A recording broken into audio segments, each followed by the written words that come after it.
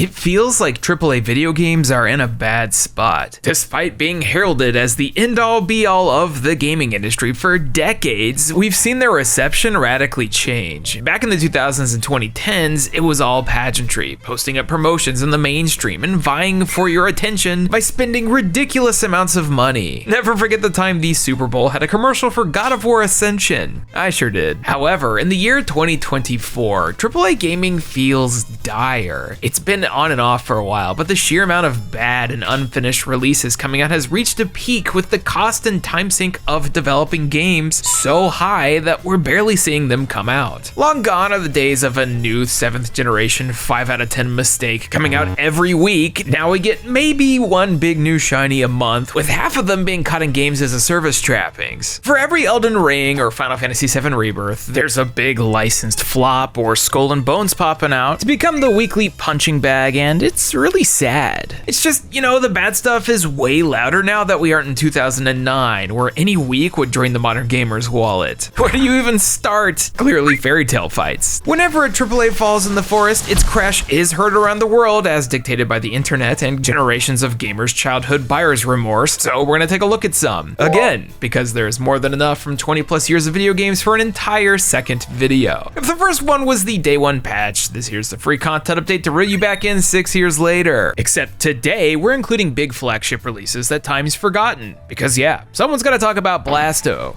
This Blasto character is a vulgar, foul-mouthed adolescent. Does he kiss his mother with that mouth? So yo, it's Austin, and today we're once again diving into the world of bad and unfinished AAA video games. Turns out a single 40-minute long video wasn't enough when Sonic 06 was a footnote. But continuing the 18-year dogpile on poor Sonic isn't very interesting, so instead I've decided to dig deep. Modern failures, disappointments, flagship flops, and things that made me feel absolutely nothing in my soul. It's time to go through the unfinished bombs of yesterday. What's the worst AAA game that you've played? Let me know down in the comments below, and I don't want to hear no 7 out of 10s. Y'all need to experience some real stinkers. You ain't lived until you've experienced a real 1 out of 10. We've got a lot to get into today, but before we get started, this video's been brought to you by dinner. And by that I mean today's sponsor, Cook Unity. Let's talk about food. We all need it, especially fresh local bites if possible. Well, Cook Unity is a cool little service that'll deliver small batch meals made by top culinary talent throughout the states. Each dish is labeled with a bunch of information on how to prepare it and who made it. There's a wide variety of foods too, as they have different regional menus. Cook Unity chefs offer up a big range of meals with 7 different dietary preferences, including vegan, paleo, and gluten-free options. Over in Texas, there's a lot to pick from, but one of my favorites was the Thai Yellow Chicken Curry by Pimnapat Chancharon. You probably don't think of Thai curry coming from one of these boxes, but you should. It's pretty good. They're always simple to prepare. You just follow the instructions on the front, toss it in the oven or the microwave if you're in a hurry, and you're eating in minutes. With Cook Unity, you're not limited in what you get to pick from each week. On the website, you can custom make each batch, and it's real simple. My box had a chicken katsudon made by Andre Mendez, as well as a dragon bowl with grilled chicken by Chris Rattel. All of these were packed with flavor, and any useful nutrition information was on the box, so I could have my tasty bites while staying within my day's goals. The sub is super flexible, and you can pause it, skip a week, or cancel at any time. So if any of this sounds good, and it is, click the link down in the description or go to cookunity.com/Austin50 and use the code Austin50 to get 50% off your first order. Give it a shot. Now, before we slam our heads up against the worst of the worst, I figure we should ease ourselves in. I think AAA video games really began to take shape in the mid to late PlayStation 2 and Xbox era, where everyone and their grandmother was trying to make themselves a Halo killer. Remember that, when Halo was relevant? Well, a bunch of games tried their best, but what we ended up with was a bunch of first-person drivel.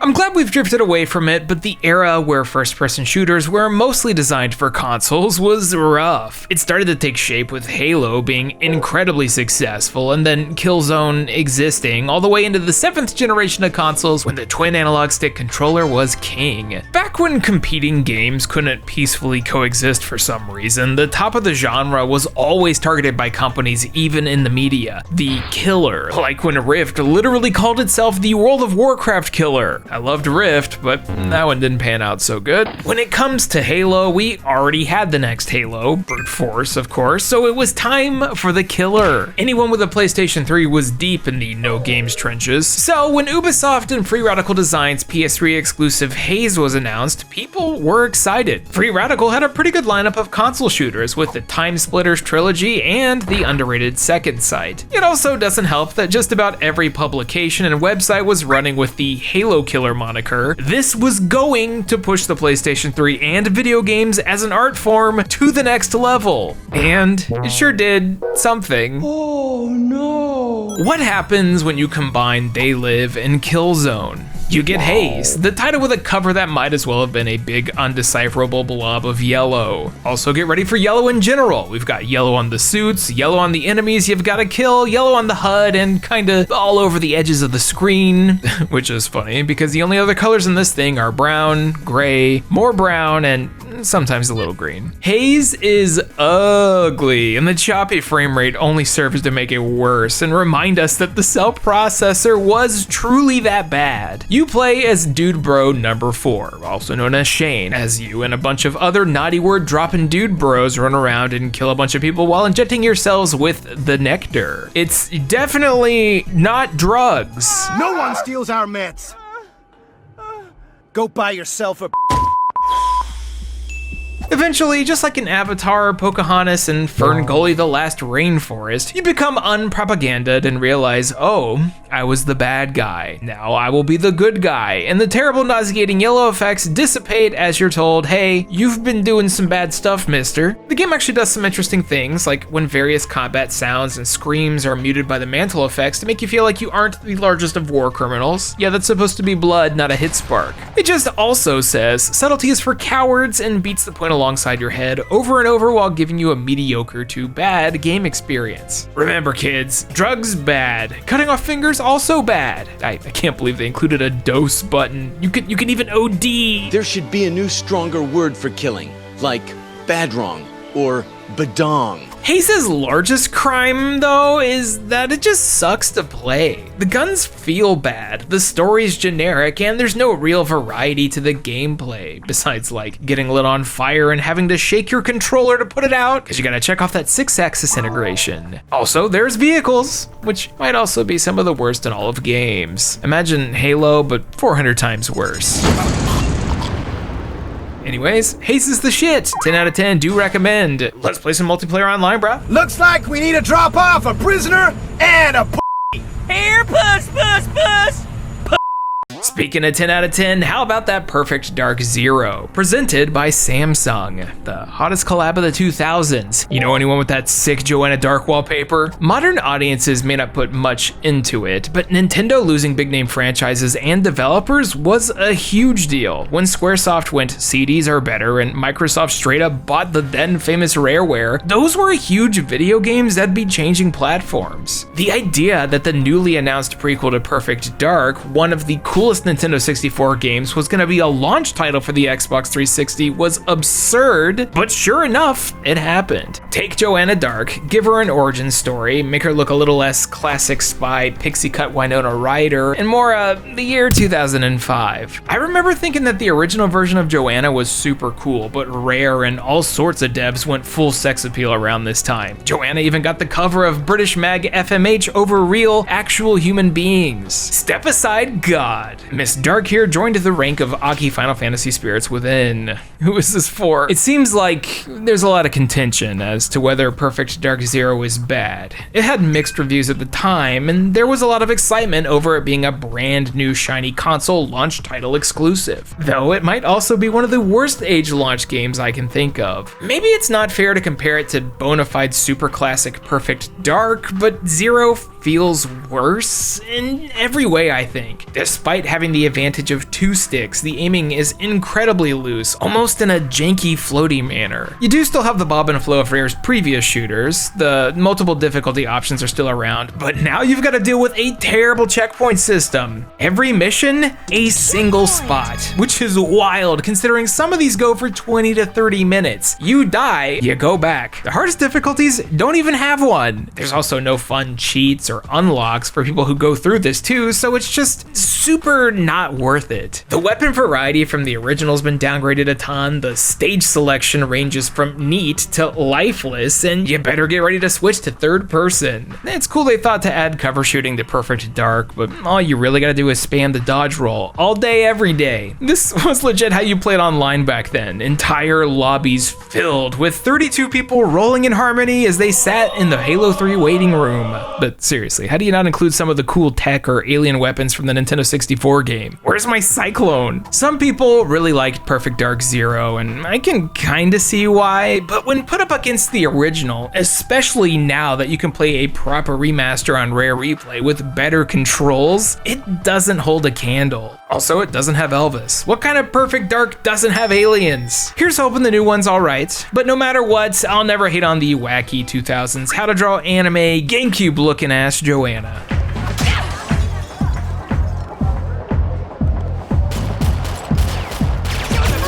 When it comes to first-person shooters being bad or even mid, you could really go on forever. A lot of that late 2000s era post-Halo was filled with all sorts of weird games, trying out different little mechanics until Modern Warfare came out and everyone copied their homework. Only one of them's about America, though. Wait, that's not even true. Only one of them is Turning Point: Fall of Liberty.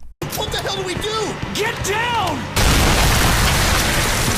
Pure, unadulterated jank. Spark Unlimited, most famous for Lost Planet 3 and Yaiba Ninja Gaiden Z, were a game studio that may not have done much, but certainly tried. They were a group of former Medal of Honor devs that banded together to make a pretty decent Call of Duty spin-off, but eventually their first original release, Turning Point: Fall of Liberty. Taking place in an alternate history, Turning Point's premise is literally on the cover. What if America get attacked in 50s? Oh no!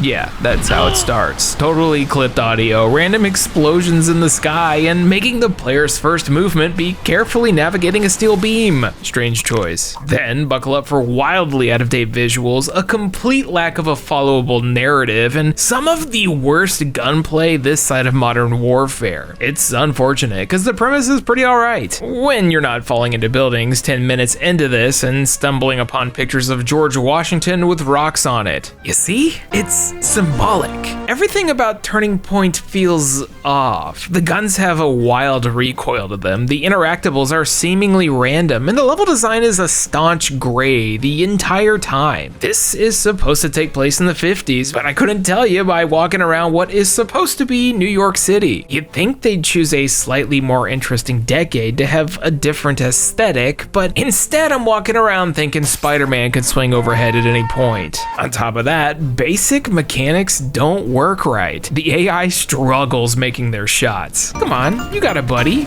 You can do it. If there's an explosive barrel, you'll shoot it and enemies will immediately die next to it before the thing slowly does its animation. There's apparently a stamina system that'll drain, but it's not on screen, and you keep the same running animation, so you'll just be moving slowly. Don't forget, when you finish a level, you'll sometimes be greeted with this screen with whatever you're holding before.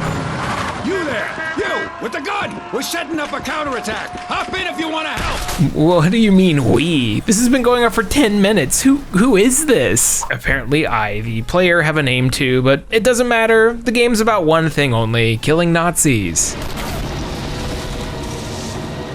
America. Turning Point has everything. We've got floating turrets, we've got silly ragdoll effects, we've got visuals incredibly outdated by its release date in 2008. There's a human shield mechanic where the camera gets incredibly nauseating, and if you use the iron sights, you'll have such a bright muzzle flash that you won't be able to see anything at all. Kinda just wish we had Call of Duty hit markers here. I know it's a meme, but still. Also, speaking of weapons, don't forget endless waves of shooting galleries with an infinite ammo chain gun.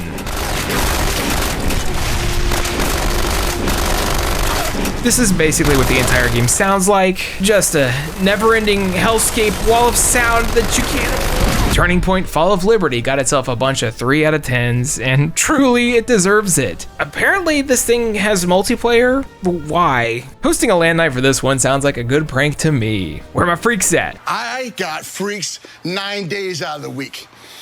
I can give him, I was only 7 days in a week. Halo killers, they were not. AAA goes back further than this generation, they just didn't cost several $100 million to create. We could argue about the definition of AAA literally all day, but big old flagship Halo was a huge deal for Microsoft when it came out. But that's also forgetting the other big releases. I say big in quotations, of course. I'm dating myself for real now, but who out there remembers the original Xbox launch?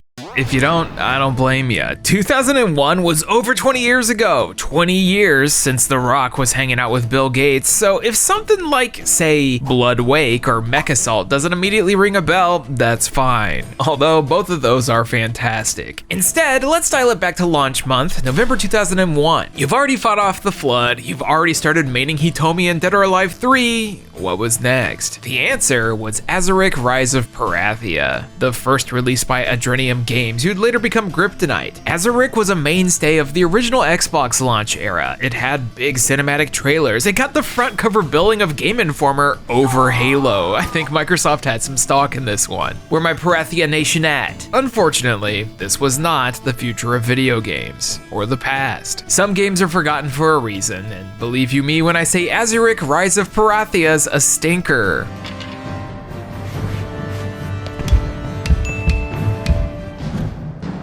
Welcome to the world of Azurik, a young guardian, the ultimate weapon, an epic journey. You play as a guy who's part of the lore guardians who balance the 6 natural elements, but then death does a heel turn and then bad things happen, so now Azurik has to collect the discs to save the world. It's a generic plot to say the least. Hell, despite starring a cool looking 2000s centric blue dude years before Avatar, there's really not much to say about any of this. Azurik is prime generic everything. Heck, the whole narrative only has like 20 minutes of storytelling, a lot of which happens right when you boot up the disc. It's a slog to get through, and of course when you start playing it, you realize why everyone was dunking on it. When the official Xbox magazine gives you a 3.7 out of 10, you know you messed up. Azurik is technically an action game, but it controls closer to a PlayStation 1 release than anything in 2001. There's no momentum in his movement. He's so slow. The jump feels dated and you're committed, and everything is just a, well, slog.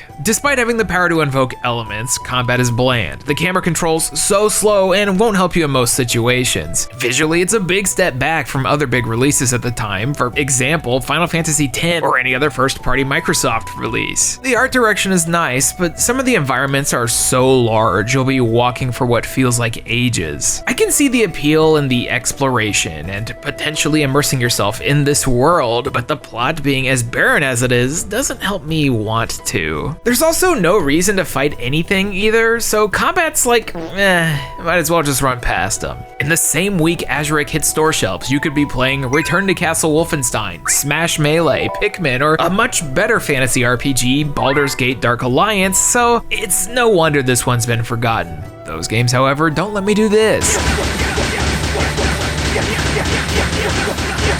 Let's go back even further. Whip out the old PlayStation 1, because we got some big flagship titles to talk about. You might not spend $500 million on, say, the original Twisted Metal, but those were top tier. Back when Sony was known for more than 2 or 3 franchises at a time, the PlayStation was always popping off. Sony Interactive Entertainment, both in America and Japan, were publishing things left and right. Some big flagship releases like Crash Bandicoot, and others a bit more obscure like Kilik, the DNA Imperative. Yeah, you want a copy of this? Better make room for those ugly long boxes. On the other hand, Twisted Metal was a pretty big deal. The first 2 were originally developed by Single Track Entertainment Technologies, who were responsible for a breadth of PlayStation 1 classics like Warhawk and Jet Moto, aka the one future racer not quite as good as Extreme G with jet skis and Mountain Dew sponsorships. For those who don't know, Twisted Metal is not a TV show with Samoa Joe looking incredibly threatening. It's the original edgy mid-90s car combat game. You want to blow things up in a vehicle? There's quite literally no better option for this. They might feel a little stiff in 2024, but Twisted Metal 1 and 2 are still great today. However, Single Track got bought up and might as well have been the original Valve, as they hated making anything with a 3, so Sony pushed the franchise onto another studio who unfortunately fumbled it hard. Twisted Metal 3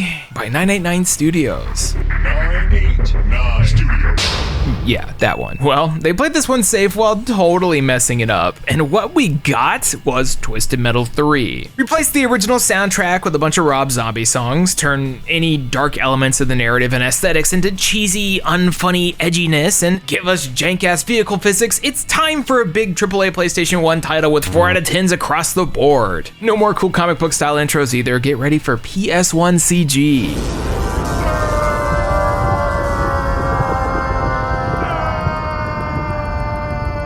Never forget, this one took place in the far distant year of 2008. It really was like this, yeah. 989 Studios were kinda Sony's premier first-party developing label, but prior to being tossed into the sports mind, they'd get a few original titles. One of the more notable ones for the time, not so much now, would be a little game called Blasto. Who the heck are you? Blasto, you moron! Don't you recognize me?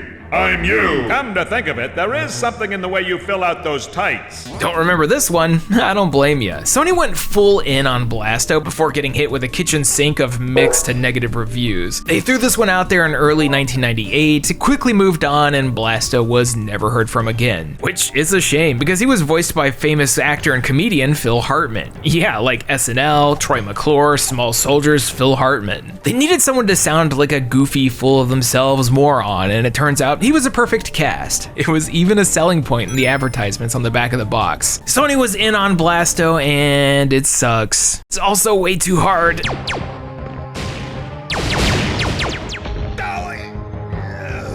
I guess it kinda knows it, considering a continue puts you right back where you were. Blasto's kinda stuck between two generations of video games. You've got lives and continues to keep track of, but you've also got save points for these levels. And these levels are very, well, they're something. They're called episodes here, and you run through blasting away hordes of aliens and saving babes who will do a little wiggle, but there's only 4 or 5 variants of level designs. You have this slightly tilted camera as you navigate endless death pits and small beams of walking platforms. It's not like, say, Spyro or Crash, where entire levels are fully visually kitted out and there's a lot of interesting things going on. At a certain point, you get into stages with more visual variety, but it's still drenched in that PlayStation 1 fog, and platforming with tank controls is not intuitive. Yo, is it the Pokemon font?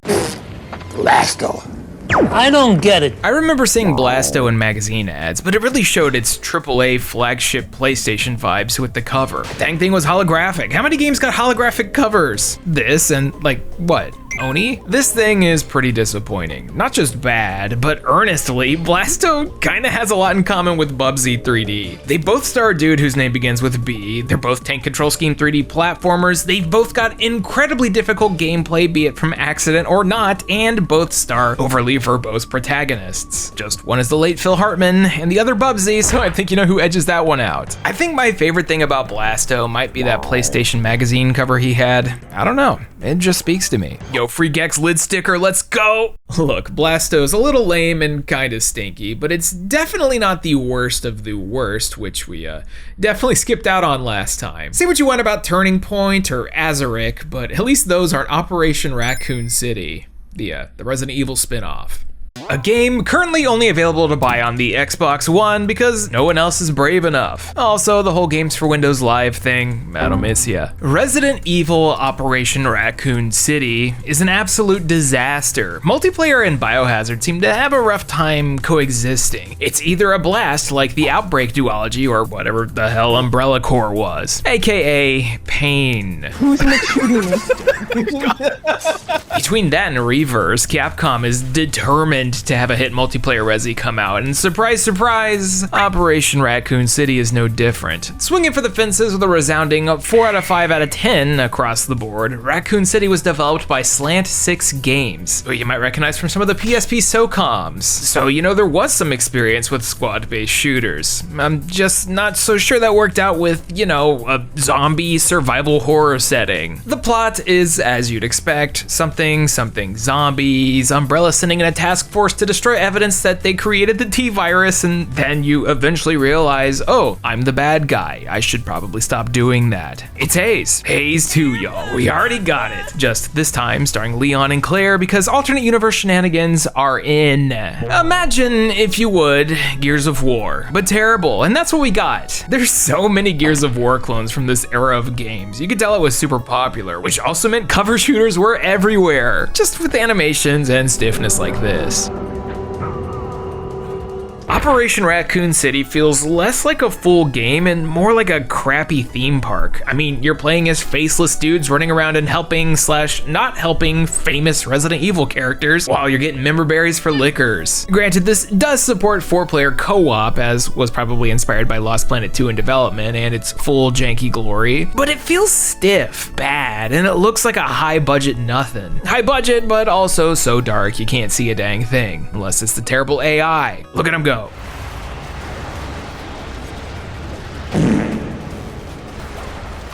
There's a whole section of this game with the multiplayer that I can't play anymore because Games for Windows Live doesn't exist, so I guess this bona fide 3 out of 10 won't be able to become the 4 people seem to think it is. Let's go lower, straight from the dredges of Square Enix and by the developer of 99 Nights 2 and Survival Arts. If you played it, you already know MindJack.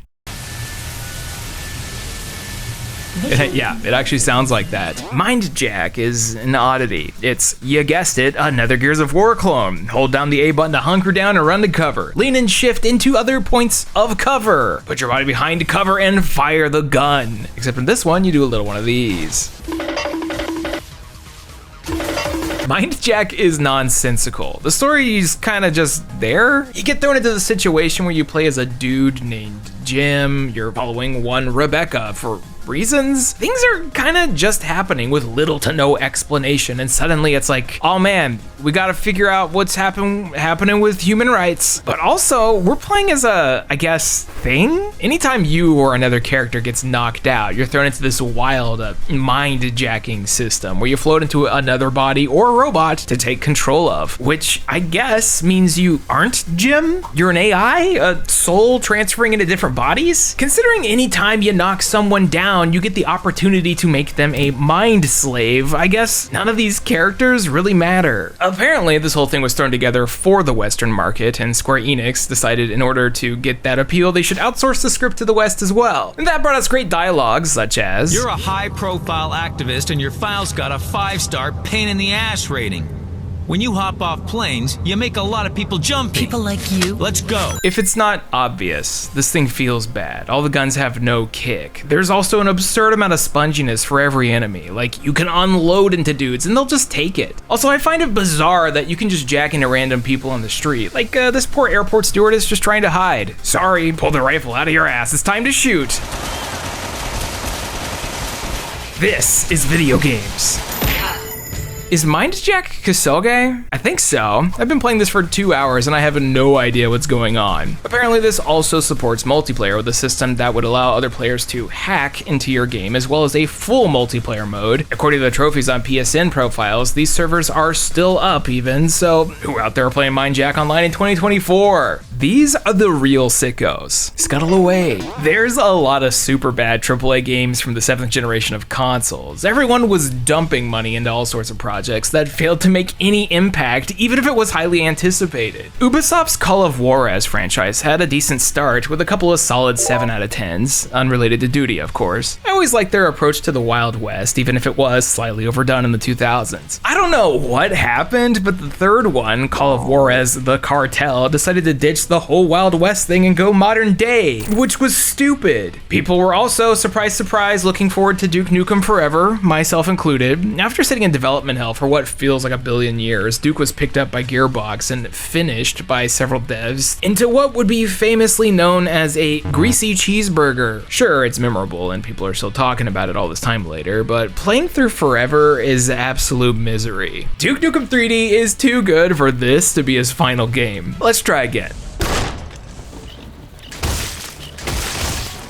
Let's go even lower. Have you ever played like a real 1 out of 10. Some of y'all talk about 5 out of 10s like they're 1s, and to me that's wild. Listen, all I'm saying is that before you ever call a game bad, you should be required to play Ride to Hell Retribution.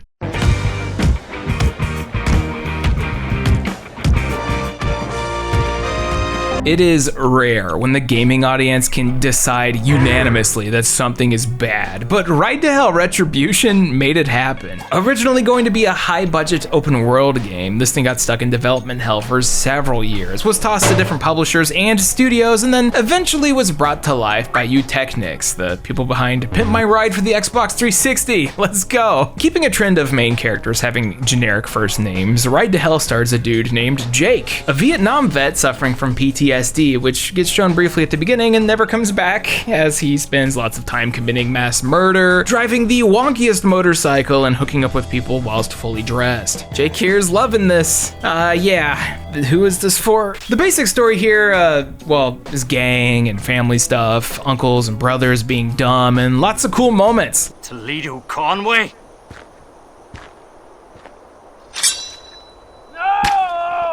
That gets followed up 10 seconds later with a flashback of him dying again. Incredible storytelling. Ride to Hell is a fever dream. You go stage to stage filled with drowsy, poorly written dialogue, gratuitous violence, and random love scenes where they're fully clothed while the plot jumps around at sonic speed. And that's not even getting into the gameplay. This thing's got some of the worst gunplay in any video game ever. If you even think about tapping your analog stick, it's gonna zoom. You're also locked into directions as opposed to a full range of motion. It's like playing arcade stick just to look around. It's awful. Never mind, it's also incredibly easy. It feels bad. The AI sucks and take a stupid amount of hits to kill, and vehicle physics make no sense. Oh, and you better get ready for some super hype split-second QTEs. You rotten son of a bitch!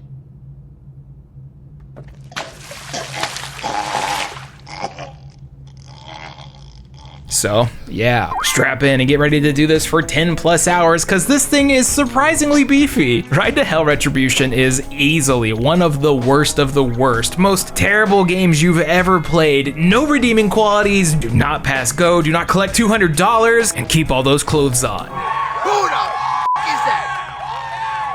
One more for the day, and it's a doozy. When I think of the worst, the bottom of the barrel of AAA, it's gotta cover 2 bases. Number 1, it's gotta be something I was interested in. You know, there has to be a little bit of hype. And 2, it's an undisputed trash fire. No contest. 1, 2, 3, you're pinned. I've danced around this one for years, but to me, the first thing that comes to mind has always been Aliens Colonial Marines.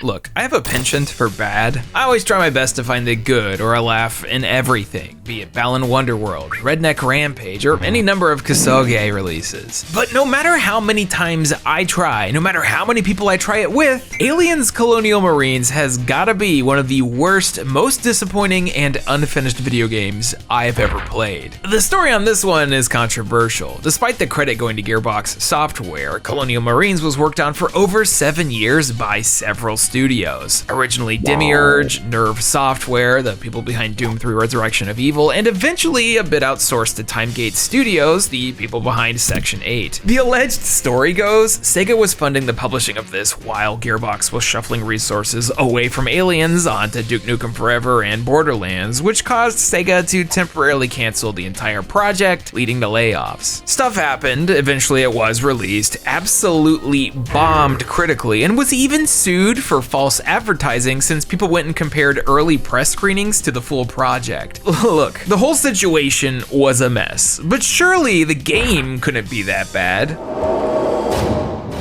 Well, unfortunately, no. I always hate seeing a big failure like this, especially when it's from an IP starring one of my all-time favorite films, Alien. There was a reason to be hyped too. Gearbox and Sega collaborated with some of the people behind the original films, like concept artist Sid Mead. Hell, the entire narrative exists in franchise canon wedged right after Alien 3. It wasn't gonna be a single-player release. It was gonna be a squad-based shooter with lots of tactical gameplay. You were the Marines, you better pull out that motion sensor and act like one. It was a day one purchase for me. In reality, what you actually get is one of the most dreadful first-person shooters I've played in a hot minute. I don't know if it's what they intended or if I'm just used to stuff from this decade, but the shooting feels terrible. Guns, even the basic pistol has a stupid amount of recoil. The base scope on the rifles and automatic weapons look bad, and it recoils way more than you would think it should. And that weapon variety is low in world, I guess, but nothing feels good to point and click with. That is, if your gun even loads in at all. From the devs of Borderlands? Really? But hey, at least the xenomorphs are cute.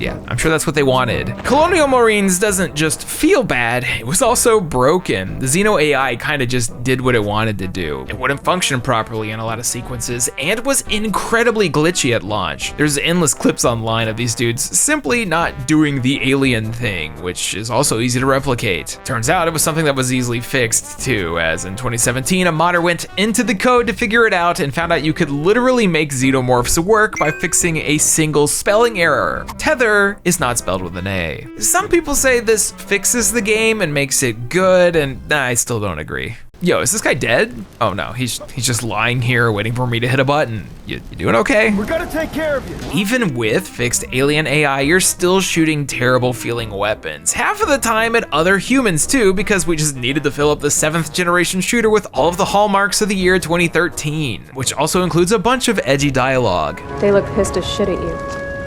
Do they have a reason to be? Conjunction junction, what's your function?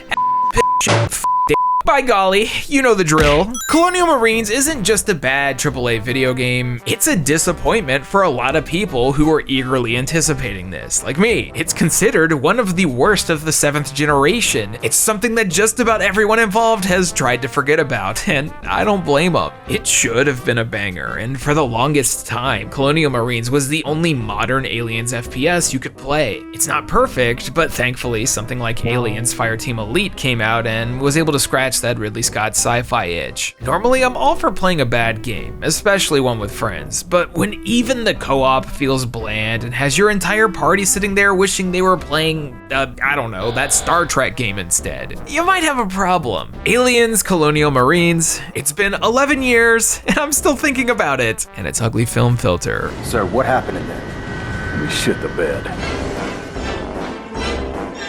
So there you have it, another batch of bad AAA video games. I actually had to cut a couple sections here because I think I disassociated for way too long while playing MindJack. Either that or the spirit of Square Enix took over. If you liked today's video, please check out the sponsor Cook Unity. They make good food. If you want to support us directly, head on over to the Patreon where you can become a backer over there. With that, you'll gain access to the community Discord where I occasionally post pictures of my two idiots. You can also buy a t-shirt over at the Pixel Empire, and all of your support goes back into the channel to help us make more videos and suffer through things like Ride to Hell Retribution. Why?